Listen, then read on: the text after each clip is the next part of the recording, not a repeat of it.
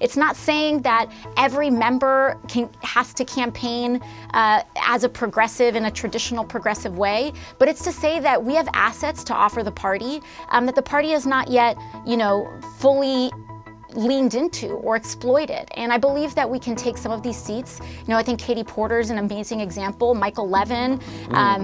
There are swing seats. Every single swing seat member that co-sponsored Medicare for All won their re-election. Right. And so the conversation's a little bit deeper than that, than just saying, anything progressive is toxic and a losing message.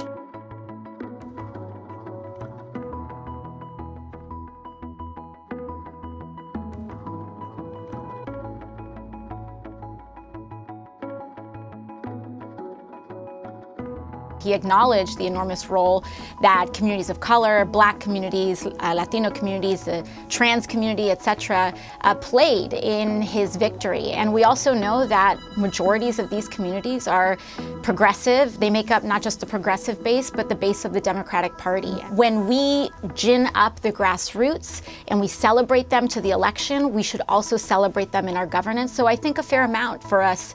I think we owe everyday communities. I think we owe the poor, middle class, working class, Black communities, communities of color, immigrant communities, a great deal in seeing them and honoring them in our legislation.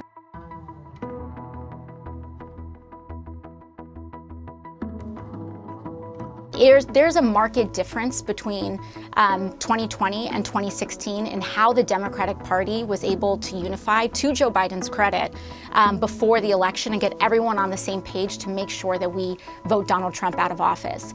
That being said, there are, at least in the House caucus, very deep divisions within the party, and I believe that we need to really come together and not allow Republican narratives to tear us apart.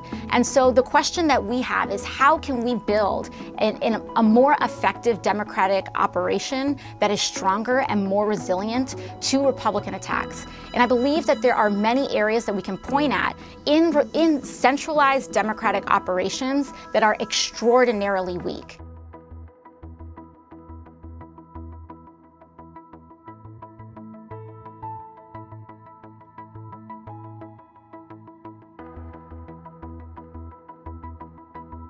I'm going to be spending my next couple of months doing everything that I can to extend help and offer support to the work of fantastic leaders that we just heard from, like Stacey Abrams, to make sure that we don't have a Republican Senate majority, that we win these races in Georgia, that we secure a Democratic Senate majority so that we don't have to negotiate in that ways.